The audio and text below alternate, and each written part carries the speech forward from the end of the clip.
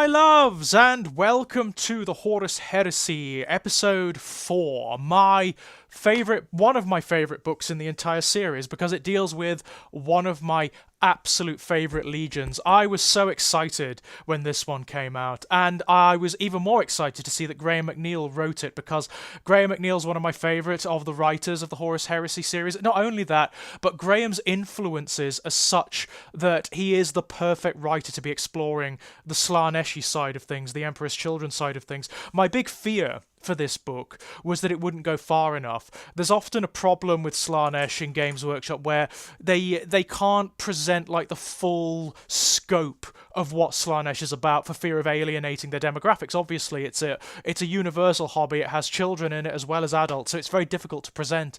But boy, my fears were misplaced, I can tell you. There's stuff in this book, there's imagery in this book that is like right near the knuckle. Graham McNeill draws on his influence from... He's obviously a Clive Barker fan. That is very clear because there are references to Clive Barker in this book. There are things that characters say that are redolent of what the Cenobites say in Hellraiser. There's even creatures in this book called the Terrata, which are creations of Fabius Bile. And Terrata is actually derived from one of Barker's books. The Terrata are the creatures that the Jaff creates from his victims' fears and dreads and desires in The Great and Secret Show, Clive Barker's book. So, no fear there. And yet the book is very, very surprising. Once again, you get a shift in focus. After the flight of the Eisenstein, which focuses on the Death Guard, you get another shift, and suddenly you get an entirely new legion, entirely new characters, this new rogues gallery of Emperor's Children, and you get this very close focus on Fulgrim himself. Fulgrim is much more of a character in this book than Mortarion was in the last one. The writers very, very distinctly attempt to keep Mortarion distant and iconic rather than a psychological character. Fulgrim, they dive right in. They go right into his psychology. He's a protagonist in this book, and it's really fascinating. There's also a lot of setup in this book, which I really like. Just like in the first books, like Horus Rising and False Gods, you get to see what the Emperor's Children are like as a legion and as characters before you get the descent into the heresy, the chaos stuff and whatnot, and that is wonderful. That's actually some of the best stuff in the book because it provides such a stark contrast to what comes after. The Emperor's Children, there's so much background here. You get to see not only how they operate in war, which is really interesting, because in terms of their function as Space Marines, as the Adeptus Astartes, as the wagers of the Great Crusade, they aren't just warriors. They treat warfare in the same way that the Eldari do, or the Eldar. They treat warfare as they treat everything else, as art, as something to be refined. That's their whole philosophy. They are the antithesis of the World Eaters and the Space Wolves in that regard. They are some of the finest warriors you will find in the Imperium, some of the finest warriors. Fulgrim promotes this notion of perfection in all things, this philosophy of perfection in all things. He acknowledges that perfection is impossible, he gets that, but as an ideal to aspire towards, as a way of refining the self. And they treat their martial arts in the same way they do their domestic arts, and that's really fascinating. So you get these specialised warriors in Fulgrim's armies that have very particular disciplines. There are swordsmen, and there are siege engineers, there are tacticians, there are devastation teams, all of whom have very, very particular roles that they fulfill in the most acute and the most pristine way. They make an art out of everything. They flourish everything with perhaps unnecessary ornamentation. To see them waging war is apparently beautiful. It's apparently a beautiful act of coordination where everything moves in simpatico with everything else, so that there's like a rhythm, there's like a dance to the way they work. A lot of the other Space Marine legions hate them for that. They really despise them because they are kind of arrogant, you know. They regard themselves as far more refined, disciplined, and as just better than the other Space Marines, which they are. But, you know, there's not much argument against it. By and large, they are. Another thing that you see, which I really fucking love, and was something I was desperate for them to go into, which they do, is their domestic lives. Unlike many of the Space Marine legions, the warriors of the Emperor's Children aren't just warriors. They're like the Thousand Sons. They're like the Word Bearers. They have other lives. They have other aspects to themselves. Fulgrim encourages his children to engage with the other sides of civilization and culture and society. He encourages artistic discipline, philosophy, architecture, music. So they are not only superlative warriors, they are scientists, they are geneticists, they are surgeons, they are alchemists, they are painters and musicians and singers and poets and songwriters. They are way more human than the vast majority of all of the other legions, and that I love. I absolutely love. It's one of the reasons I love this legion almost as much as any other.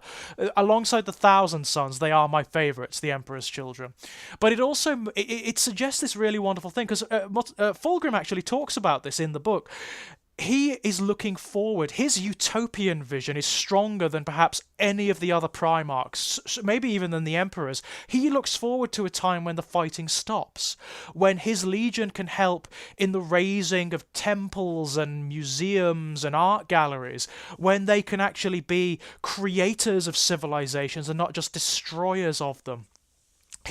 A lot of the time, when they wage war, the first thing Fulgrim does is engages in parley. That's part of his philosophy. He tries to charm and to philosophize and to debate rather than wage war. Waging war is the last step for him, as it is for Magnus the Red, as it is for Lorgar. He's more of a peacemaker than a warrior, but as a warrior, he is so strong because he is this disciplinarian. He's a martial artist, and he's not just a martial artist in one discipline. He can perfect almost any weapon that he picks up. He is, amongst the Primarchs, he's very well regarded. He could take on almost any of them one-on-one and probably beat them, because he's so fluid, he's so fast, he marries so many martial arts together, which of course you see throughout the Heresy, because he actually kills two Primarchs, almost kills two Primarchs, kills one definitely, and wounds one so profoundly that he's in stasis up until the present day of the Imperium. So yeah, he's tough. Even before he becomes a Demon Prince, Fulgrim is tough, but he's also this other creature. He doesn't like the warfare. He doesn't like it. He doesn't like the rampant destruction. He doesn't like the genocide. He finds it to be wasteful. He finds it. Particularly hates it when he has to destroy something beautiful, and that weighs on him heavily. When they have to destroy a civilization or a society, it really does weigh on him quite profoundly, and that's kind of the key. That's kind of the way in for his corruption. It's fascinating. I love that side of it, and how that becomes the pathway in. It's the same with all the traitor Primarchs, it seems to me. There is this very subtle pathway in to what stirs their doubts, what emphasizes their lack of certitude, which eventually leads to their fall. It's really cool. I like Fulgrim as a character in a way that it's almost impossible to like a lot of the other Primarchs. The fact that he's also supremely beautiful helps a great deal. All the Primarchs are to a certain degree, with the exceptions of the likes of Mortarion, Nighthaunter, and Angron. They're just intimidating. The others are sublimely beautiful. They're angelic, but Fulgrim is like the epitome of that, the apotheosis of that. He's like a painting come to life. He moves with this impossible fluidity. He's always beautiful. He always looks beautiful. It's like, it's almost blinding looking at him by all accounts. Mortals can't even be in his presence without falling to their knees and sort of groveling in front of him. It's quite impressive. It's quite incredible. And the way the book describes their fall is really interesting. You already have characters in the Emperor's Children who are not necessarily bothered about the Imperium as a vision. You've got the likes of Fabius Bile. And Fabius Bile is already way more concerned with his perfecting of humanity, with his genetic manipulations, than he is with any vision of the Emperor or the Primarchs or whatever. And he's kind of a key to the corruption here. The rot has already kind of begun with him, and with characters like Eidolon. Eidolon is one of the lieutenant commanders of the Emperor's Children, and he's consumed by his own arrogance and by his self-superiority. The likes of Lucius, who will eventually become the Eternal, he is also... He has sort of put aside or distorted the philosophy of perfection in the name of narcissism and ego, and that's where it starts, that's where it comes from. It's the way Horus works on Fulgrim. When he's parleying with him, Fulgrim already respects Horus more than he respects the Emperor. He absolutely adores Horus, that's made very clear. They're very close, they are like some of the closest brothers imaginable. So Fulgrim is actually quite ready to engage in the rebellion. He's quite ready to engage in the rebellion, but he doesn't really know the full extent of it. He doesn't really understand the degrees and the depths to which it will go. And in order to facilitate that, Horus gifts him a blade. He gifts him the Leiran blade, or rather the Anathame blade. And there's and that's where the corruption towards chaos starts. But there is also something else. There is a war that's waged against an alien race that when the way they're described, they're called the Leiran, and when they're described, you can tell that they're Slaaneshi in nature. Their whole culture is Slaaneshi. They look like what Fulgrim eventually becomes, the many-armed serpent creature. The Leiran look like that. They look like humanoid serpents with 4 arms. And that's what Fulgrim models his eventual demonic form on. But from their world, from the Leiran world, he actually takes a blade, the Leiran blade, which is, of course, it's the center of their culture, but it's also a demon blade. It's possessed by a demon of Slaanesh. And as the demon slowly, insidiously works on Fulgrim, his artistic inclinations become obsession, and he becomes more extreme, he becomes more obsessed about things, and that leads on to deeper, more perverse, stranger appetites. And it's very slow, it's very subtle, but it starts to spread. The rot starts to spread throughout the Emperor's children, and eventually they become this fleet of maniacs, of like unbelievable excesses, and it's described as like the stuff they do is unbelievable. The human populations of their fleet, the Remembrancers and whatnot, who are also affected by this, they expire through the excesses that they experience. They it doesn't describe it in these terms, but they drug themselves and drink themselves and gorge themselves and fuck themselves to death. It's unbelievable. And the Emperor's children start to experience this too. They start to take their martial arts to the nth degree. It becomes the thrill of it more than the artistry of it becomes more important to them. They start to become masochistic. They start to mutilate themselves. The sensation of self-excoriation, of burning, of cutting themselves, of even mutilating themselves, and hideous surgeries starts to become commonplace. And eventually the fleet just becomes this heaving Clive Barkerian mass of hideousness. It becomes just unbelievable. The descent is slow, but when it explodes, it explodes. You actually get the first noise marines here as well, as a result of technologies that are taken from the Leiran society, but also the workings of Fabius Bile. Fabius Bile basically creates the first noise marines, and when they take to the stage in the Emperor's children's ships, there's this great scene that's like a theatre. It's like some sort of operatic or symphonic display. And when the Noise Marines take to the stage, it becomes this massacre. It becomes this insane orgy of ear-shattering, eyeball-bursting, skull-splitting noise, and the demons of Slaanesh actually break through at that point, and they move and dance amongst the audience, just enacting a lunatic degree of sadism. There's lots of very, very, very near-the-knuckle imagery here that's very Clive Barkerian and goes much deeper than I ever thought it would. It goes much, much deeper. I mean, earlier on, there's actually this really interesting scene where the Eldar, the Eldari, they foresee, the Eldari of Ulthwé in particular, they actually foresee what's going to happen. They actually have some idea, and they think that Fulgrim is the more approachable of the Primarchs, because they know that he does engage in parley, so they actually do parley with him. Unfortunately, he's already carrying the Leyran blade, and they see it, and they know instantly what it is. They know instantly that it's the corruption of the great enemy, that it's Slaanesh, and that Slaanesh already has her claws in Fulgrim, and it becomes this war. So Fulgrim actually kills both an Eldari Wraith Lord and an Avatar. At that point, he actually manages to kill an Avatar, you know? And there's nothing they can do. The Eldar of Ulthwé really try, but there's nothing they can do. They see that the corruption's already there, and they foresee that Fulgrim himself will become a great bane of their species in the not-too-distant future, which, of course, we know he does. We know very well that he does.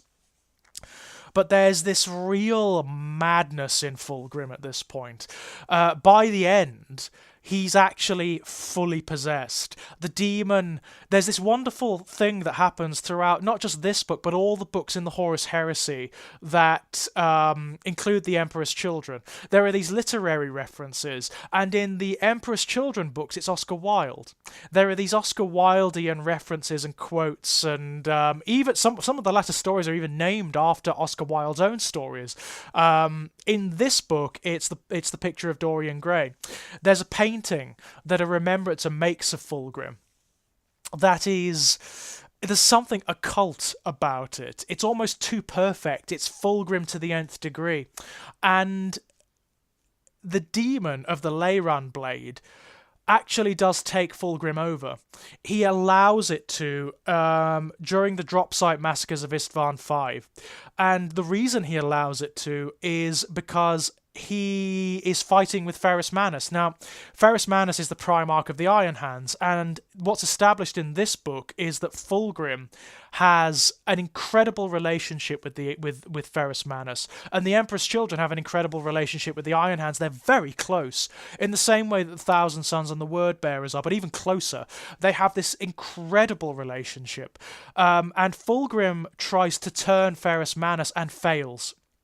He absolutely fails. Ferrus is implacable. He will not turn. And Fulgrim overestimates his abilities, basically, as a diplomat. He completely overestimates his own abilities. And as a result, they end up fighting on Istvan V. And Fulgrim can't do it. At this point, he can't kill Ferrus Manus, even though he's the superior warrior. He has him, and he can't kill him. So the demon takes his place. He calls out to the demon, and the demon floods him and basically shunts his soul into the painting. So at the end of this book, Fulgrim is left screaming in this painting in a kind of limbo state. And now the demon has taken full control and is in authority over the Emperor's Children. Fortunately, I mean, it's no spoiler that this status quo doesn't last. Fulgrim does eventually reclaim his body in the latter stories, and we'll get to that. But it's fascinating. It's absolutely fascinating. This piece of the story of Fulgrim being possessed actually isn't part of the original Emperor's Children background. Of all the legions, the Emperor's Children have the most changed about them in terms of established background. For example, in the original background, the Emperor's Children are not one of the first legions to fall along with Horus. They aren't at Istvan III in the original story. They're sent alongside the Raven Guard, the Iron Hands, the Night Lords, the Word Bearers, and the Iron Warriors to parley with Horus at Istvan V in the original story, and that's where they're corrupted. But of course that doesn't work anymore. That doesn't work for this new background, so their story has changed, and they're actually one of the very first to fall. Not only that, but the details in the original background of Horus being possessed are actually given to Fulgrim here.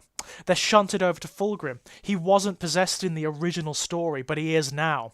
Fascinating stuff. Sets up a lot going forward for what the Emperor's Children are going to be like. And also, just like the Death Guard, here you see just how deep the corruption of chaos goes, because the Emperor's Children become unrecognizable as what they originally were.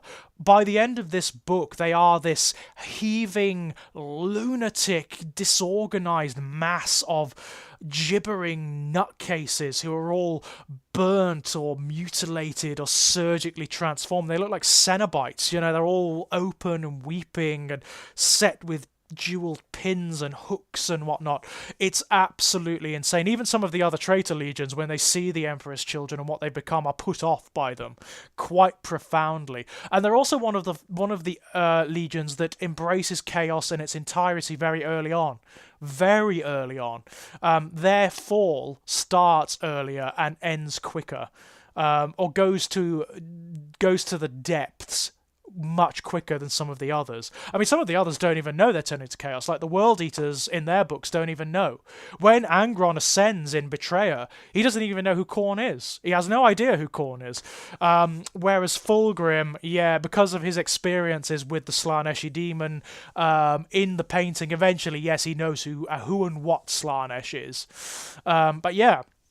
It's a fascinating book. It's very well written, and it goes to some real depths, this one. It goes to some extremes that I never expected the Horus Heresy to go to, even with the Emperor's Children and the Slaanesh stuff. There's some of the imagery in here that's absolutely insane, particularly amongst the remembrancers of the Legion, when they really start to go, when they really start to fall to the extremes of Slaanesh worship. Some of the stuff they do is insane. Absolutely insane. It's very cool. It's a very good book. One I would slap a warning label on. If you don't like your extreme imagery, like your horror imagery, then don't read it, because it does go there. It really does go there. There's some nasty stuff in this book, which is why it's one of my favourites. Obviously, it's a crossover of two of my favourite things. Clive Barkarian extremity and Warhammer 40,000. I mean, can't go wrong, really. So yes, that is Fulgrim, Book 5. Next up, Book 6. I will see you then. Bye-bye!